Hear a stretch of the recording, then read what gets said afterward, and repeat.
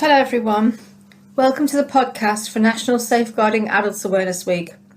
I'd like to introduce myself. My name's Deborah Stuart Angus, and I'm the chair of the Essex Safeguarding Adults Board. I'd also like to introduce my fellow chairs from Thurrock and Southend. Hello, I'm Liz Chidgey, the independent chair for the Southend Safeguarding Adults Partnership. And I'm Jim Nicholson, the independent chair for the Thurrock Safeguarding Adults Board. So you may ask, what is a Safeguarding Adults Board and what do we do? Perhaps I can explain. We are known as a statutory board. This means we are in place because it's a legal requirement. Our duties are clearly set out as part of the Care Act 2014.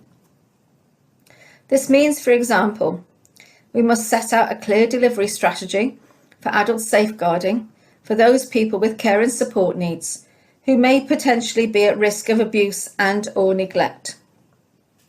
It also means we must set out a clear delivery strategy, and we must hold a safeguarding adult review if a person with care and support needs has been abused or neglected, and our board think our partners could have worked together in a better way to have prevented this from happening. We also must assure ourselves that local safeguarding arrangements are in place and that as far as possible our practices are person-centred and outcome-focused. Every year we must produce and share our annual report to reflect our partnership activity. Also, if a person has experienced abuse or neglect and we as a board think partners could have worked better to have prevented this, we have to complete what is known as a safeguarding adult review. Our overall aim is therefore to protect adults who may be at risk of abuse or neglect and enable them to live their lives in safety. All three boards support the National Safeguarding Adults Week, which was first launched in 2018 by the And Craft Trust, who used a week in November to highlight different themes that fall under the Safeguarding Adults umbrella. Their aim was to create a time where adult safeguarding could be focused on.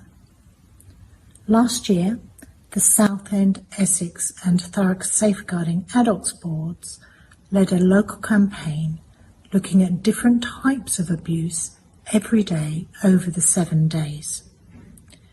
This year, following on from widespread feedback by safeguarding leads across the partnership, we will be focusing on financial abuse. So what is financial abuse? Well, it can come in a number of formats, which will include theft, fraud, internet scamming, coercion in relation to an adult's financial affairs or arrangements, and that can include anything to do with their wills, property, insurance, or financial transactions, and or the misuse or appropriation of property, possessions, or benefits.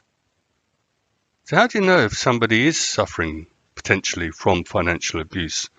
Well, some of the signs might be a change in their living conditions, a lack of heating, clothing or food, an inability to pay bills or an unexplained shortage of money, unexplained withdrawals from their accounts, unexplained loss or misplacement of their financial documents, perhaps the recent addition of authorised signers on a client or donor's signature card, or sudden or unexpected changes to a will or other financial documents.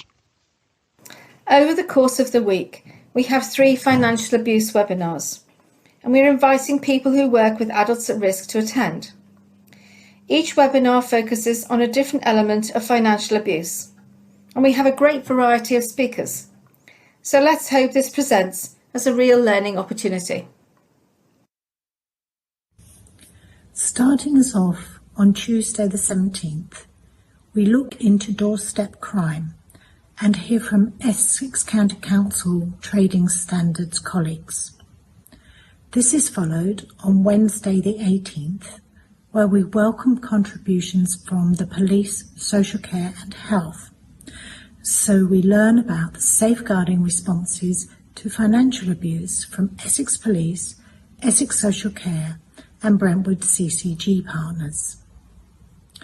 Lastly, our final webinar on Thursday the 19th will see a discussion surrounding the legal aspects of financial abuse, where we hear from Essex Legal Services and the Office of the Public Guardian on financial abuse legislation and lasting powers of attorney. We end National Safeguarding Adults Week on Friday the 20th with another podcast, and this time you'll be learning from our domestic abuse colleagues as we talk about financial abuse and domestic abuse, as well as get a brief overview as to what to expect from Domestic Abuse Week that follows National Safeguarding Adults Week from the 23rd to the 29th of November.